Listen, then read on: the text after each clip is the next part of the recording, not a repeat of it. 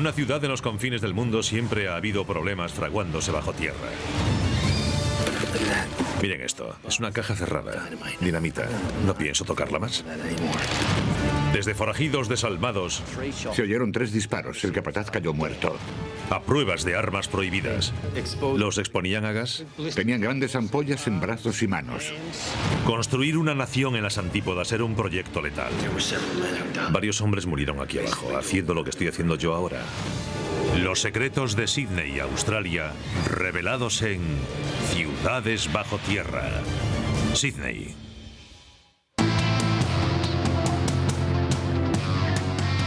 Ciudades bajo tierra.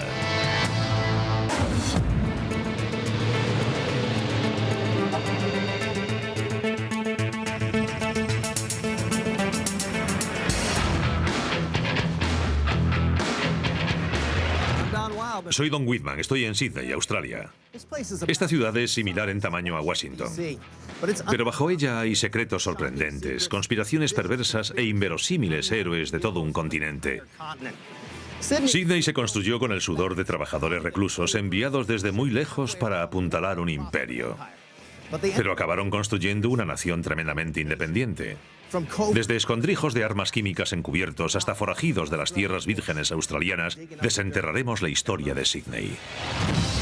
En 1788 el Imperio Británico puso en marcha un osado plan para construir una nueva colonia en el otro extremo del planeta. Un barco cargado de convictos británicos fue enviado a un remoto puesto militar del Imperio llamado Botany Bay, hoy parte de Sydney.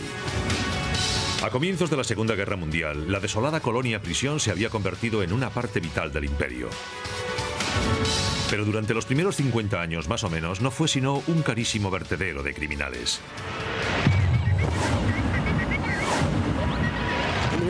A principios del siglo XIX, el Imperio Británico seguía considerando a Australia un vertedero para rebeldes políticos y ladrones de poca monta. Pero todo eso cambió cuando en 1851 un par de buscadores descubrieron una sustancia brillante en un arroyo a las afueras de esta ciudad, no muy lejos de Sydney. Era oro. El nacimiento de la fiebre del oro australiana se puede situar a 280 kilómetros de Sydney, en la pequeña localidad de Ophir, llamada así por un país bíblico plagado de oro y riquezas.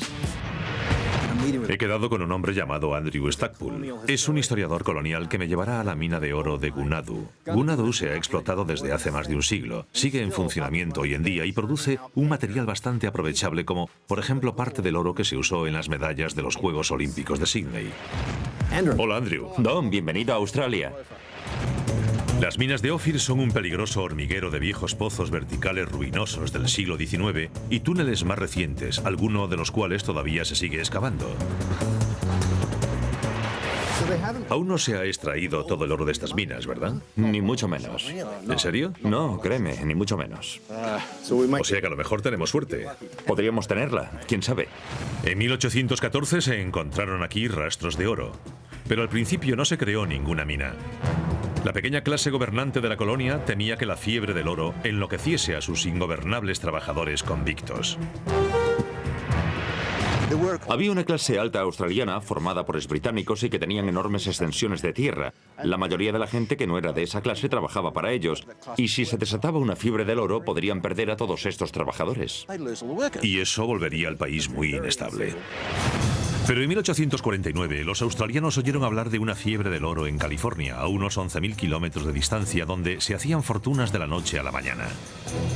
Los líderes australianos se dieron cuenta de que el descubrimiento de oro podía transformar su colonia, que pasaría de ser un puesto militar avanzado y abandonado a un actor con poder en el Imperio Británico. El gobierno anunció una recompensa de 10.000 libras, $1.000.000 de euros actuales, a cualquiera que encontrase oro. En 1851, un buscador descubrió pepitas de oro aquí, en Ophir. La fiebre del oro había comenzado. ¿Entramos aquí? Sí, por aquí mismo.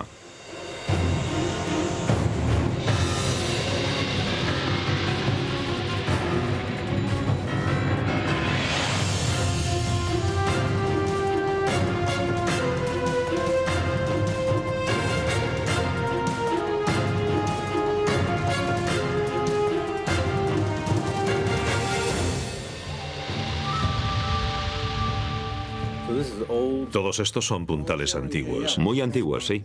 Esto es como una esponja. Por aquí. ¿Son peligrosas estas minas en términos de derrumbamientos? Sí, pueden serlo. Esto que estamos viendo a la izquierda podría haber sido un viejo túnel. La mina es un laberinto de túneles nuevos, activos, y otros más viejos, peligrosos, que se derrumban. Aquí tenemos otro túnel. Y ahí abajo... Oh, esto es una pasada.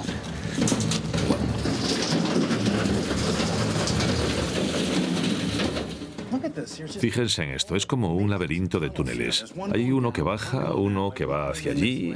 Nosotros hemos entrado por aquí. Este va más lejos. No sé cómo no se nos caen encima las montañas. Miren, esto es una caja cerrada. Está hecha a pedazos. La abriré muy despacito a ver qué hay. Miren esto. Dinamita. Peligro explosivo. Bien, no la tocaré más. Está en una caja vieja. No sé cuánto tiempo lleva aquí. Así que con mucho cuidadito la dejaré a un lado. Y fingiré que no la he encontrado nunca. Antes de que existiera la dinamita para voladuras y las explotaciones mineras profesionales, solo había hombres con picos y palas que buscaban indicios de la existencia de un tesoro enterrado. ¿Cómo sabemos dónde buscar oro? En aquella época lo que buscaban eran señales claras de actividad volcánica. Ahí podrían encontrar oro. Hace más de 600 millones de años, Australia formaba parte de un enorme supercontinente llamado Gondwana. Muy por debajo de la corteza de la Tierra, la lava fundida brotaba hacia arriba, licuando todo lo que encontraba a su paso. Por ejemplo, millones de partículas de oro y cuarzo desconectadas. Con el paso de los años, a medida que la lava se fue enfriando, el cuarzo y el oro se unieron, formando concentraciones o vetas. Estoy viendo que mi linterna hace brillar algo. Esto que reluce es cuarzo, ¿verdad? Podría ser cuarzo, pero quién sabe, ahí debajo, si somos lo bastante valientes y retiramos eso, podríamos encontrar oro. Nunca se sabe. Ya. Cuando se anunció que se había descubierto oro y el gobierno tomó el mando, descríbenos, por favor, cuál fue el escenario. El escenario fue de absoluto alboroto. Los periódicos informaron que la colonia entera se había vuelto loca. ¿En serio? Se cerraron tiendas y colegios, los barcos perdieron a sus tripulaciones porque todo el mundo salió en desbandada hacia el rural. Ya. Imagino que esto le dio mucho poder a gente que antes no tenía propiedades. Toda la clase media australiana de repente tenía una gran misión: salir a buscar oro. En efecto, podemos hacernos ricos. Podemos ser dueños de nuestro propio destino. Desde Gran Bretaña hasta China partieron emigrantes que inundaron Sídney, y en algo más de una década la población se cuadruplicó hasta rondar los 2 millones. Había escoceses con sus faldas, con sus kilts. Había caballeros con sombreros de copa y guantes largos. Caray. Peces gordos, muy perfumados. Y como dijo alguien, gente que el único ejercicio físico que había hecho en su vida era cruzar la calle o sostener una pluma de ganso para escribir.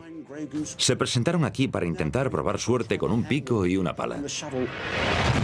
La madre Inglaterra también quería su parte del botín y cobraba a cada buscador una cara licencia de 30 chelines al mes por trabajar diminutas parcelas de tierra en las que, en teoría, podría haber oro.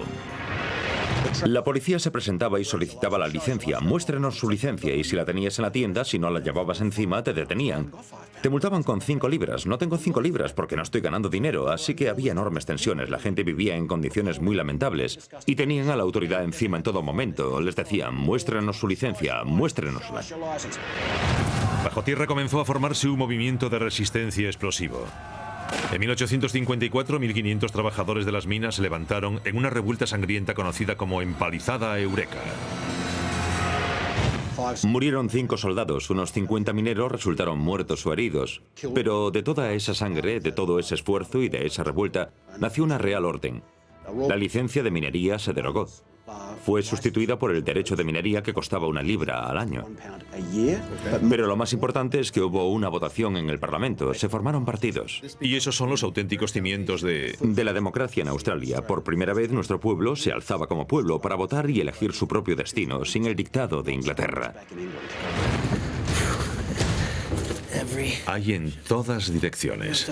Es irónico. El dinero que se hacía aquí, las grandes fortunas, no solo fue a parar a los bolsillos de casa del Imperio Británico y de Londres, sino que se quedó aquí en Australia para construir esta gran sociedad. Y los hombres que trabajaban aquí, el espíritu de camaradería, de resistencia que emanó de esos hombres que trabajaron tan duro durante 20, 30 años, siguió adelante para construir la democracia independiente de Australia.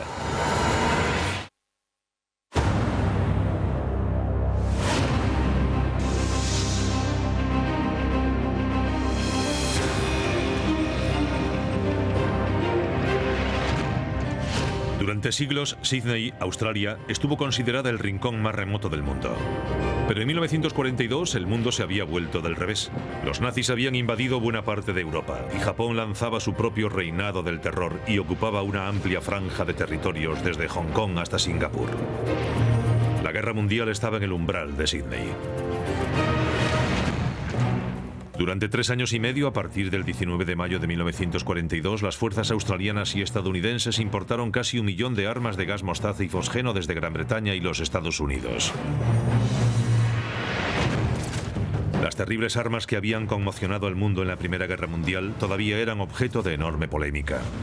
De modo que los ejércitos australiano y estadounidense las ocultaron en 15 depósitos a lo largo del país, entre ellos en un viejo túnel del ferrocarril de Glenbrook, a menos de 65 kilómetros de Sydney.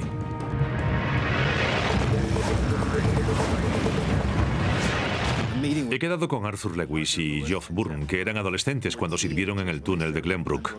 Tuvieron que guardar el secreto durante más de 60 años, pero ahora me lo contarán todo. Buenos días, caballeros. Buenos días, Don. ¿Sabían en qué se metían cuando les enviaron aquí? No, Para nada. era un absoluto misterio. ¿A dónde va este túnel? Síganos. Mientras servían en las Reales Fuerzas Aéreas Australianas, estos dos hombres pasaron 2 largos años, desde 1943 a 1945, trabajando aquí con un arsenal letal. ¿Cuánto tiempo duró el entrenamiento con el que les prepararon para manipular líquidos tóxicos? Como una semana. 2 semanas. 2 semanas. ¿Y durante toda su vida no le contaron a nadie lo que pasaba aquí? ¿En qué trabajaban? No, para nada, ni una palabra. En aquella época, usar armas químicas para realizar un ataque estaba considerado un crimen de guerra por la Convención de Ginebra, pero era legal almacenar armas químicas con propósitos defensivos. Y dado que los aliados tenían razones para creer que Japón no jugaba según las reglas, debían prepararse para lo peor. Aunque como el proyecto era tan polémico, se mantuvo en secreto durante 60 años. Pero en 2007, un diligente escritor llamado Jeff Plunkett destapó la historia. Contactó con Jeff y Arthur, 2 de los pocos soldados supervivientes que habían servido aquí.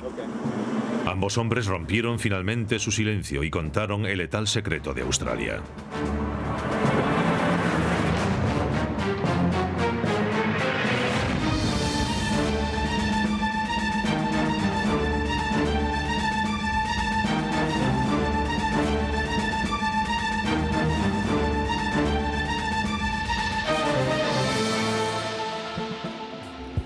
¿Para qué se usaba este túnel?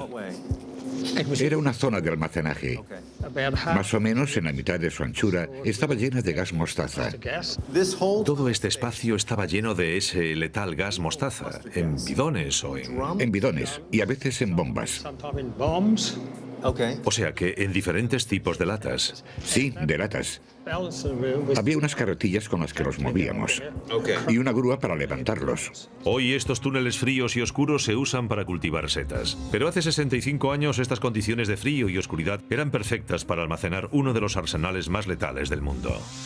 ¿Cuántos contenedores de gas había aquí dentro? Decenas de miles. O sea que a 1 hora de Sydney había suficientes agentes tóxicos para eliminar a toda su población.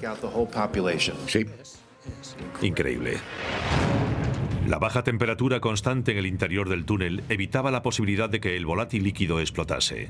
Pero si el aceite del interior entraba en contacto con el aire, se convertía en un vapor nocivo invisible que atacaba los pulmones y la piel y provocaba unas ampollas atroces. Cuando había que reparar fugas en los bidones, se usaban unas carretillas para sacarlos de estos túneles con clima controlado. La temperatura fuera rondaba los 40 grados y la ropa protectora de lana que llevaban los soldados se convertía en una tortura. Jeff y Arthur fueron asignados a unas pruebas secretas en la cercana isla de Northbrook, donde las fuerzas aéreas liberaron 4.000 kilos de gas mostaza y usaron cabras vivas para probar la efectividad de la toxina. Las cabras se quedaron ciegas y fueron sacrificadas poco después, pero quienes trabajaban aquí también corrían peligro.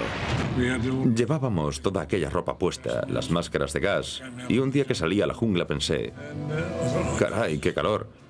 Aquella maldita ropa era insoportable. Pensé que ya estaba bastante lejos y que podía quitármela, así que me la quité y... Todavía goteaba contaminación. Y me cayó un poco encima. ¿Y qué le pasó? Pues que se me cerró un ojo y perdí la visión y después... ¿Cuánto tiempo estuvo ciego? Una semana, calculo, un poco más. Además de probar la potencia de las armas, las fuerzas aéreas también necesitaban saber cómo tratar las quemaduras por armas químicas. Al igual que los soldados estadounidenses usados como conejillos de indias en las pruebas de la bomba atómica, más de 700 soldados australianos recibían unos chelines extra al día por ser gaseados. Les cortaban trozos de la ropa, ya fuese en un brazo o en la entrepierna, y después los metían en una cámara de gas. ¿Y los exponían al gas? Tenían ampollas enormes en los brazos, en las manos, como pelotas de tenis. No me diga. Y también quemaron a algunos en los genitales. Tenían ampollas por todo el cuerpo. Dios mío. Ver aquello era horrible. Las pruebas con las armas eran terribles, como la posibilidad de tener que usarlas. Pero Australia se enfrentaba a un enemigo implacable. Hasta 1938, las tropas japonesas usaron armas químicas en zonas de China. Los aliados recogieron muestras de tierra que demostraban que Japón también había lanzado armas químicas sobre Papúa Nueva Guinea, apenas a 160 kilómetros de las costas australianas. Este era un secreto del que ustedes nunca quisieron hablar. Guardamos el secreto. Lo hemos guardado hasta hace muy poco. Durante toda nuestra vida. ¿Por qué afectaría a su pensión? No recibimos ninguna pensión. Porque no querían admitir que ustedes habían estado en el ejército. No se sabía que existíamos. ¿Alguna vez se quejaron a alguien? ¿Le dijeron a alguien, perdone, pero no quiero trabajar con agentes tóxicos todos los días de mi vida? Soy un hombre joven. No, porque aquella era una época en la que hacías lo que te mandaban. Y en cuanto a la palabra tóxico, no sabíamos ni cómo se escribía. Era otra época. El Ministerio de Defensa australiano mantuvo un secreto total durante más de 60 años. Y tras décadas de silencio, estos hombres decidieron contactar con las fuerzas de defensa para hablar del escondite de armas que Jeff había enterrado durante la guerra. Hoy el gobierno australiano sigue desenterrando sus secretos tóxicos. Si no hubiese sido por Jeff Byrne y por el escritor Jeff Plunkett, este episodio oscuro del pasado de Australia todavía seguiría oculto bajo tierra.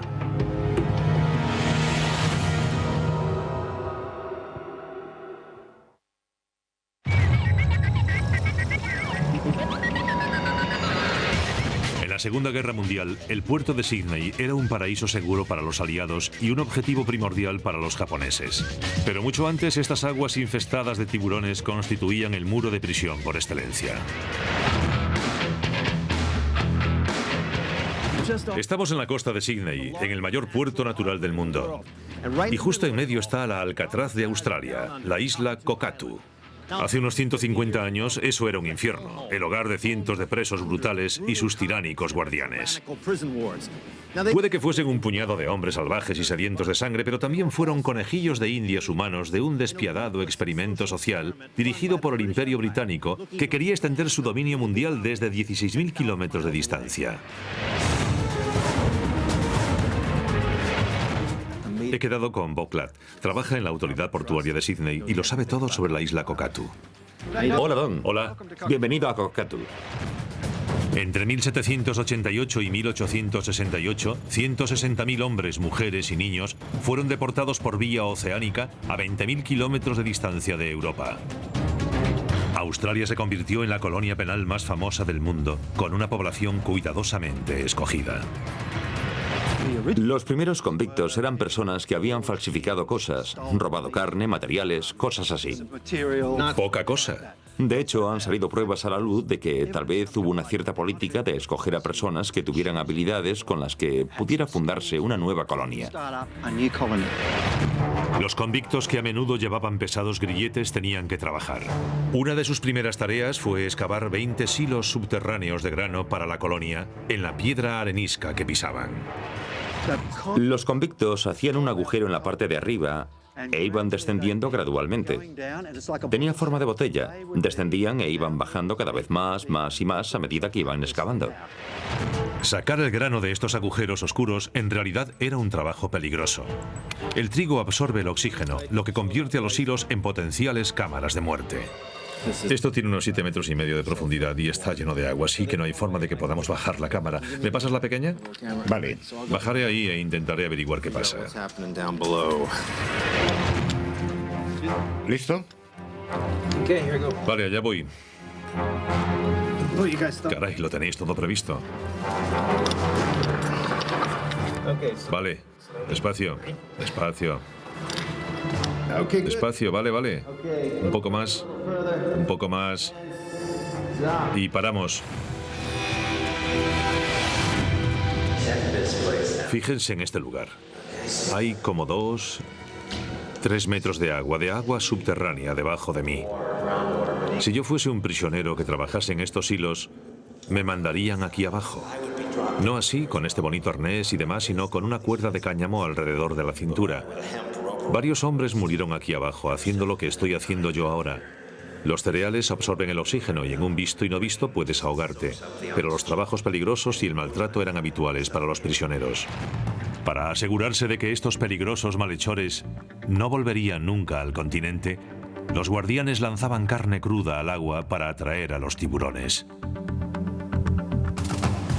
Además de excavar y mantener los hilos, los prisioneros trabajaban picando piedra arenisca.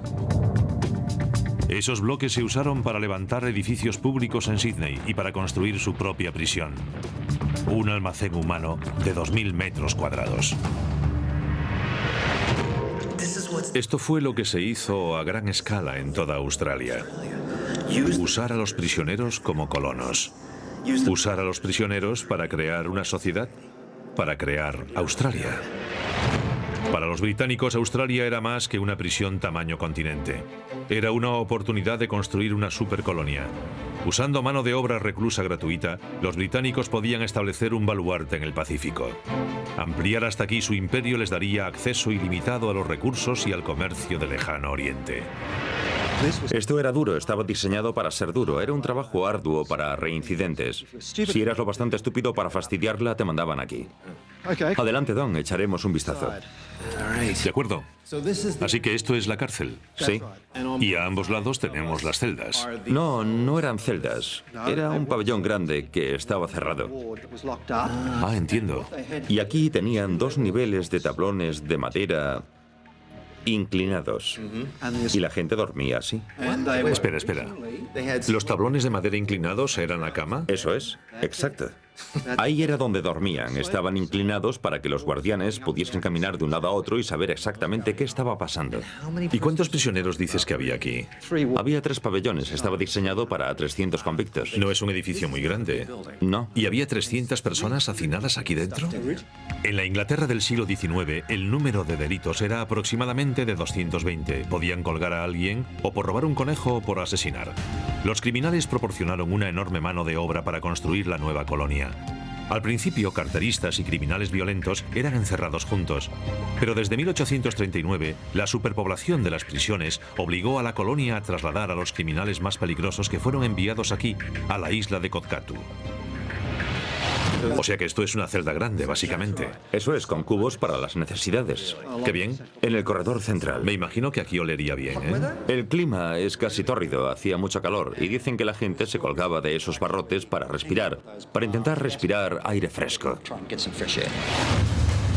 En 1847 a los prisioneros de Cockatoo se les encargó el trabajo más importante hasta aquel momento, construir un astillero. Tardaron 10 años en esculpir un dique seco para reparaciones en la rocosa costa de la isla.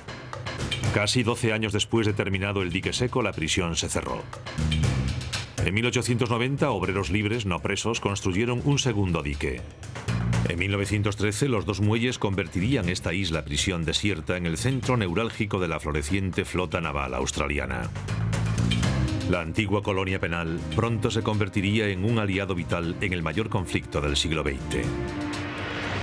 O sea que este era el centro de operaciones de la Marina australiana en cuanto a reparación y mantenimiento de sus buques. Y en la Segunda Guerra Mundial imagino que fue muy importante. En 1942 la gente estaba muy preocupada porque Darwin, en el norte de Australia, había sido bombardeada. Los japoneses se estaban acercando a través de Nueva Guinea, o sea que Australia se sentía muy vulnerable.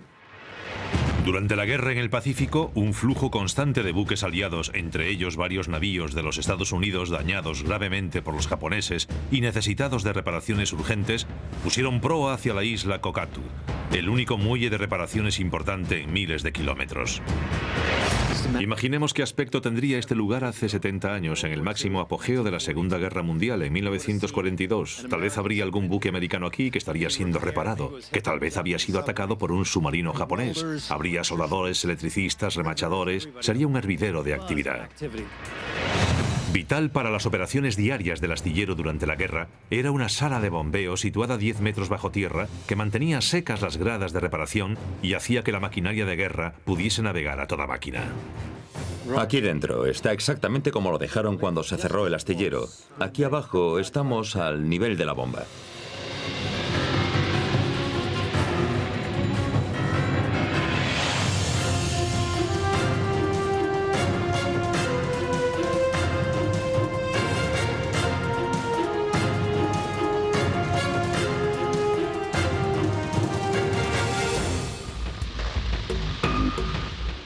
Miren esto. Esto es el principio, solo el principio, la punta del iceberg. Exacto. De la bomba que desciende unos 5 o 6 metros. Fíjate en ese agujero, en ese cilindro. Cuando había un destructor o un buque que venía a reparación, entraba en el muelle, lo bloqueaban y bombeaban el agua fuera del dique seco. Toda el agua tenía que salir. Y para eso está esto. La absorbía a través de un túnel y la devolvía al puerto. Los buques que necesitaban urgentemente una reparación eran remolcados hacia las gradas, donde se cerraba una puerta de dique estanca tras el navío, para sellar la zona.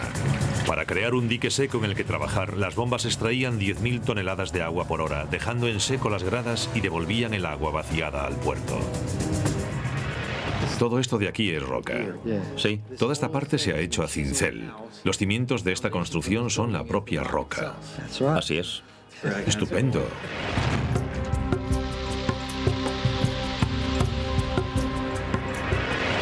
Aquí pone General Electric, Schenectady, Nueva York. Esto no era importante solo para los australianos, para los estadounidenses también.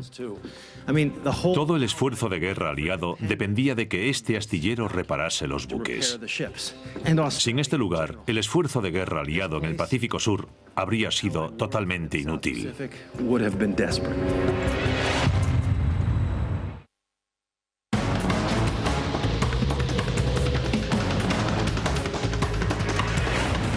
En el siglo XIX, Australia era la avanzadilla más remota del enorme imperio británico. Hoy Sydney es aproximadamente del tamaño de Washington y ahora visitaremos una fortaleza subterránea que ha ayudado a repeler a 2 siglos de enemigos, desde los espías de Napoleón hasta los submarinos japoneses. En 1870, tras años de ocupación militar, los británicos retiraron sus tropas de Australia. Y aunque Australia seguía oficialmente bajo su dominio, se quedó sin la protección militar del gran imperio. La joven colonia tuvo que construir una infraestructura defensiva partiendo de cero.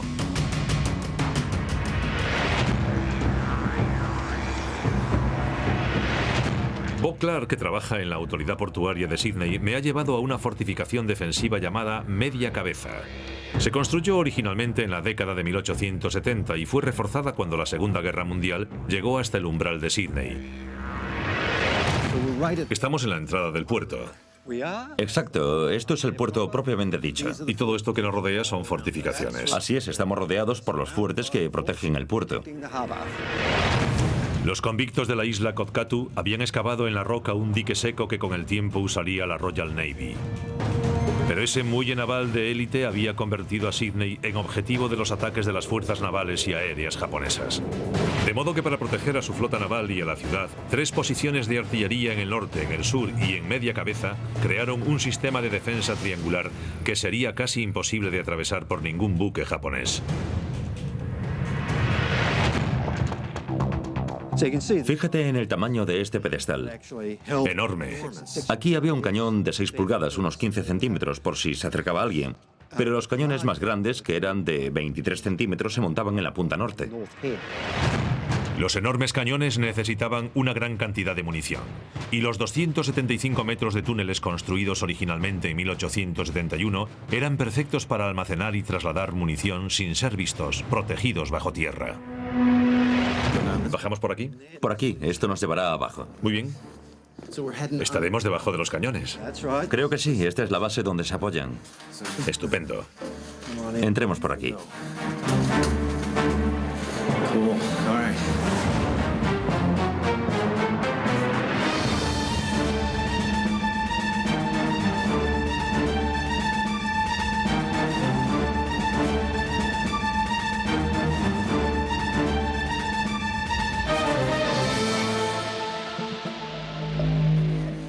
Esto es como una catacumba.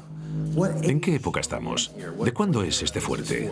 Estamos hablando de 1880. Todo esto se fue complicando cada vez más a medida que los cañones se iban haciendo más grandes. ¿Y las guerras peores? Sí. Este laberinto de túneles y salas de 130 años fue actualizado para sobrevivir a los combates del siglo XX. Fíjense, esto es roca. O sea que estos túneles fueron excavados. Así es. No se utilizó hormigón como estamos acostumbrados a ver. No, tenían la roca. Y por tanto podían labrarla y cortarla. Y así se crearon los corredores. Pero aquí usaron hormigón sobre la piedra para hacer este arco. Como medida de seguridad para los proyectiles que pudieran caer desde arriba. Cuando los japoneses bombardearon Darwin, los ciudadanos de Sydney se prepararon para una invasión que creían inevitable. Cuando Japón entró en la Segunda Guerra Mundial en 1941, Sydney se convirtió en un campamento armado. Se instalaron más de 100 baterías antiaéreas y deflectores. Se tendieron alambradas en las playas y se colocaron redes antisubmarino en la bocana del puerto de Sydney. Las fortificaciones del siglo XIX de media cabeza prepararon su artillería de largo alcance, incluidos los cañones de 6 pulgadas que podían lanzar entre 7 y 8 proyectiles por minuto a una distancia de hasta 1280 metros. Estos túneles se usaron para almacenar munición y trasladarla entre baterías. Todos los soldados destinados aquí estaban bien preparados para el combate. Pero cuando los japoneses se acercaban, el pánico se apoderó de la ciudad. Todo el mundo estaba muy preocupado. Todo esto quedó prácticamente desierto. La gente se fue hacia el interior, a casa de sus parientes, para escapar de esto. La gente que se quedó construyó refugios antiaéreos en su jardín. Como en los Estados Unidos en la Guerra Fría, la gente pensaba que se acercaba el final. Exactamente. Había que cavar. Pero cuando Japón bombardeó Pearl Harbor y las fuerzas de los Estados Unidos se unieron a los aliados, Sydney pasó de pensar en la resistencia defensiva a ser un recurso vital en la victoria aliada en el Pacífico. Si estas medidas disuasorias no hubiesen estado aquí, si se hubiese invitado a los japoneses a acercarse y tomar Australia, la guerra habría sido muy diferente. Todo lo que se usó como base de operaciones para reparar barcos, para enviar tropas, si todo eso no hubiese existido, la Segunda Guerra Mundial habría sido una historia diferente. La historia de media cabeza no termina con sus días gloriosos de la Segunda Guerra Mundial. Una sala de máquinas construida originalmente en la década de 1880 se convirtió en un retorcido centro de entrenamiento durante la Guerra de Vietnam. 60.000 australianos combatieron en ese infernal conflicto. Y aquí un grupo elegido de soldados se lanzaba bajo tierra para someterse a algo que solo puede definirse como tortura voluntaria. Caray, ¿qué es esto? Vaya. Le llaman la jaula del tigre. ¿La jaula del tigre? Explícate. Eran jaulas en las que metían a la gente y la dejaban ahí. ¿La metían y la dejaban ahí? O sea que aquí abajo encerraban a los prisioneros. No eran prisioneros. Esto se denominaba curso de código de conducta. Y estaba diseñado para los soldados que irían a Vietnam. Para los soldados australianos que irían a la guerra de Vietnam. ¿Hablas en serio? Era para los que tenían muchas probabilidades de ser capturados porque participarían en misiones de reconocimiento e inteligencia. Espera un momento. O sea que esto era como una escuela de tortura. Sí. Miren esto no está restaurado. Está tal y como estaba en los 60. Esta celda es exactamente lo que se habría encontrado alguien que hubiese sido capturado por el Vietcong. Y fíjense qué condiciones. Una celda diminuta como sacada de Rambo. El prisionero estaría aquí sentado en la oscuridad, privado de sueño, privado de comida. Le arrojarían agua continuamente para que estuviera empapado, tuviera frío y se sintiera desgraciado. Y miren, este es el canal para aguas fecales. Imagínense qué olor habría aquí. Bueno, esto era solo para entrenamiento. Pero imagínense la realidad. Desde el siglo XIX hasta la guerra de Vietnam, los túneles de media cabeza han sido adaptados, reconstruidos y reutilizados a lo largo de más de 100 años. Para proteger su puerto, Sídney siempre ha confiado en lo que tenía bajo tierra.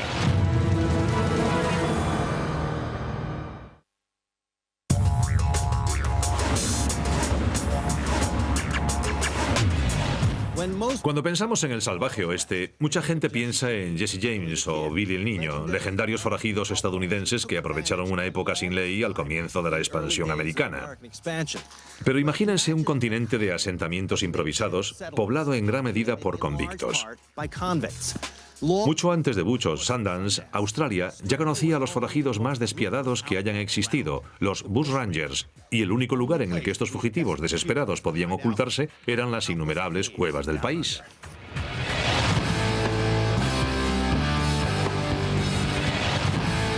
A 290 kilómetros de Sídney se encuentran las cuevas de Abercrombie, un enorme conjunto de piedra caliza que en el pasado ocultó a una legendaria banda de Bushrangers durante una de las mayores revueltas de convictos de la historia de Australia. El guía local, Berry Cubitt, nos ha guiado hasta el recóndito escondite de la banda de la cinta. Hemos tardado siglos en llegar aquí. Los Bushrangers tardaron siglos en encontrar este sitio. Es un lugar muy aislado. ¿Las cuevas están por aquí abajo? Sí, por aquí abajo. ¿Qué significa la palabra Bushrangers? El término fue utilizado por primera vez en 1806, creemos. Pero antes, en algunos artículos, se referían a esos hombres como bandidos, salteadores de caminos o forajidos. El equivalente a los forajidos del oeste americano. Eso es, sí. Y obviamente el término bush se refiere al territorio deshabitado de Australia. Exacto, que es donde estamos ahora. Hoy el 97% de Australia sigue virtualmente deshabitada. Aunque los aborígenes han recorrido este territorio implacable durante miles de años, solo los colonizadores más duros del siglo XIX sobrevivían aquí. ¿A qué distancia está el asentamiento más cercano? Bueno, en aquella época sería el cuartel de Parzus, que está a 80 kilómetros. Es bastante, ¿eh? Sí. ¿De qué año estamos hablando? Aproximadamente 1830. Aquí no había nada. Australia apenas existía en 1830. Ese año, un preso fugado llamado Ralph Entwistle se convirtió en el Espartaco de las Tierras Vírgenes. Liberó a un grupo de trabajadores convictos, aterrorizó a los terratenientes y se ocultó aquí, en estas colinas plagadas de cuevas del escarpado paisaje de Abercrombie. Hay pruebas de que estos hombres se ocultaron en esta cueva. Es la cueva de los Bushrangers.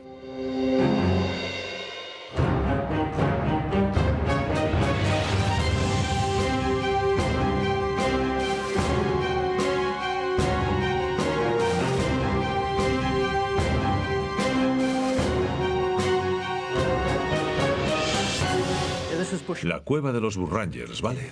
Donde creemos que la banda de la cinta se ocultó durante una semana en octubre de 1830. Hace muchos años encontramos una especie de grilletes. Prueba clarísima de que alguien pasó por aquí hace mucho tiempo. ¿Estos? Esos. Son auténticos. Desde luego. No me habría gustado tener que llevar algo así. Son para el tobillo, ¿no? Para el tobillo, sí. Si intentas correr con eso, te caes enseguida. Por supuesto. Y de noche, en la granja, el terrateniente pasaba una cadena por el eslabón central. Por aquí. Y los encadenaba a todos a la cama. O sea que también tenían que llevarlo de noche. Y no solo eso. Imagínate ese roce en los tobillos todo el día. No me extraña que esta gente se fugase.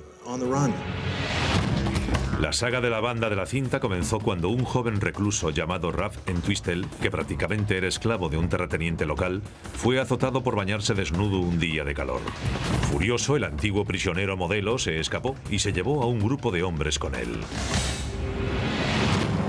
Y con el tiempo, la banda de la cinta, la banda de Entwistle, fue creciendo, ¿no es así? Sí, porque en todas las fincas a las que iban no solo robaban cosas, sino que intentaban convencer a otros presos para que se uniesen a la banda. La banda de la cinta se presentó en casa del juez y exigió la liberación de sus 80 trabajadores reclusos. El capataz se enfadó tanto que se arrancó la camisa y con el pecho desnudo les desafió a que le disparasen. Se oyeron 3 disparos. Entwistle hizo el primero. El capataz cayó hacia atrás dentro de su cabaña, muerto. Otro preso que estaba en el fondo empuñó su arma y dijo, vale, siguiente, y como puedes imaginar, todos se unieron. Tenían órdenes nuevas. Una banda de 130 hombres merodeando por el país. Es un pequeño Se ejército. convirtió en la mayor rebelión de convictos de la colonia.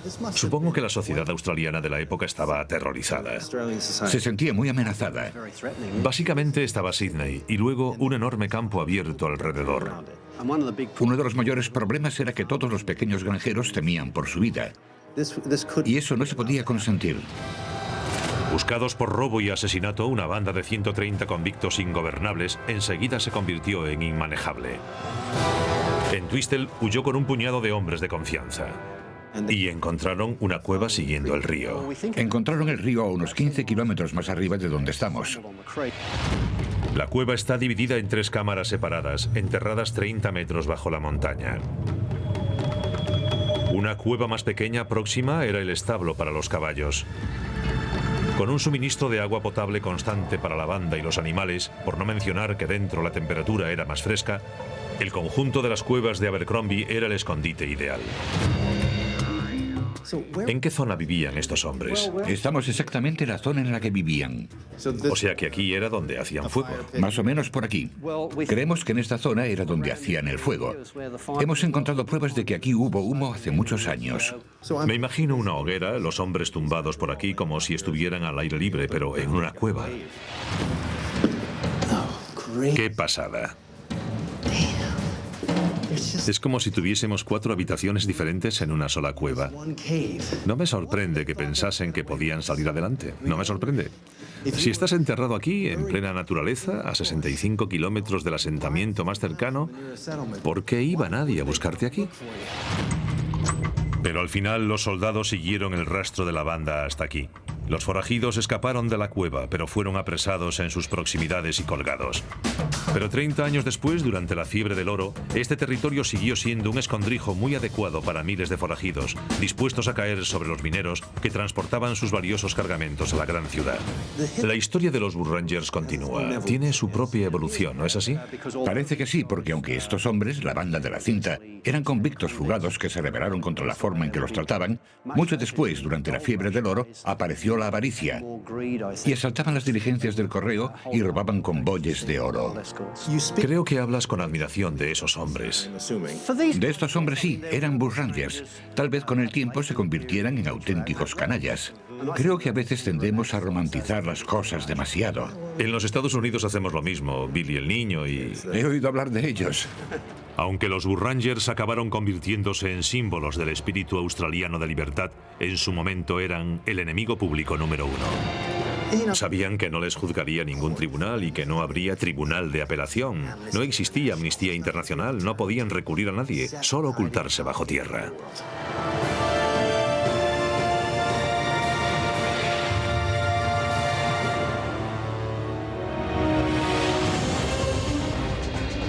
Desde los escondrijos de las tierras vírgenes hasta los campamentos penitenciarios de un gran imperio, la fundación de esta aislada isla-nación se llevó a cabo con convictos, forajidos y rebeldes. Las bulliciosas calles de Sydney y el impresionante paisaje que se extiende más allá de ellas oculta el lado más oscuro de Australia, bajo tierra.